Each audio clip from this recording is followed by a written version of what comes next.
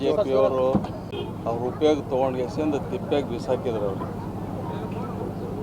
ಅವ್ರಿಗೆ ತಂದು ಮಾನ ಮರ್ಯಾದೆ ಕೊಟ್ಟು ಇಲ್ಲಿ ಎಲ್ಲ ರೀತಿಯ ಚುನಾವಣೆಯಲ್ಲಿ ಟಿಕೆಟ್ ಕೊಟ್ಟು ಚುನಾವಣೆಯಲ್ಲಿ ಸೋತ ಮೇಲೆ ಕೂಡ ಅವರಿಗೆ ವಿಧಾನ ಪರಿಷತ್ ಸದಸ್ಯನಾಗಿ ಕಾಂಗ್ರೆಸ್ ಪಕ್ಷ ನೇಮಕ ಮಾಡಿದೆ.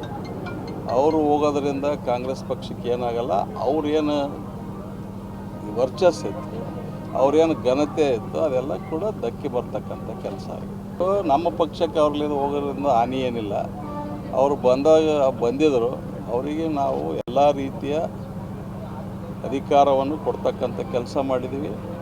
ಎಲ್ಲ ಪ್ರಮುಖ ಆರ್ಗನೈಸೇಷನ್ನಲ್ಲಿ ಅವರಿಗೆ ಉನ್ನತ ಒಂದು ಸ್ಥಾನ ಕೂಡ ಕೊಟ್ಟಿದ್ದೀವಿ.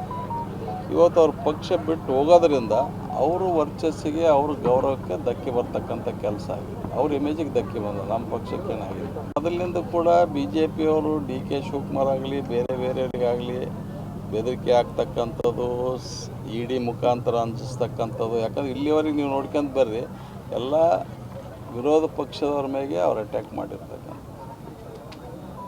ಈಗ ರಮೇಶ್ ಜಾರಕಿಹೊಳಿ ಅವರು ಸುಮಾರು 400 ಚಿಲ್ಲರೆ ಕೋಟಿ, 700 ಚಿಲ್ಲರೆ ಟೋಟಲ್ ಎಲ್ಲ ಸಂಘ ಸಂಸ್ಥೆಗಳ ಮೂಲಕ DCC ಬ್ಯಾಂಕ್ ಮೂಲಕ ದುಡ್ಡು ತೊಗೊಂಡು ಕೈ ಎತ್ತಿರ್ತಕ್ಕಂಥ. ಅವ್ರ ಬಗ್ಗೆ ಅವ್ರೇನು ಮಾಡ್ಲಿಕ್ಕೆ ತಯಾರಿಲ್ಲ. ವಿರೋಧ ಪಕ್ಷದವರಿಗೆ ಮೊದಲಿಂದ ಕೂಡ ಅಮಿತ್ ಶಾ ಮತ್ತು ನರೇಂದ್ರ ಮೋದಿ ಅವರು ಎದುರಿಸ್ತಕ್ಕಂಥ ಕೆಲಸ ಮೊದಲಿಂದ ಕೂಡ ಮಾಡ್ಕೊಂಡು ಬಂದಾರ. ಉದಾಹರಣೆಗೆ ನಮ್ಮಲ್ಲಿ DK ಶಿವಕುಮಾರ್ ಅವರು ಜೈಲಿಗೆ ಹಾಕ್ಸ್ತಕ್ಕಂಥ ಕೆಲಸ ಮಾಡಿದ್ರು.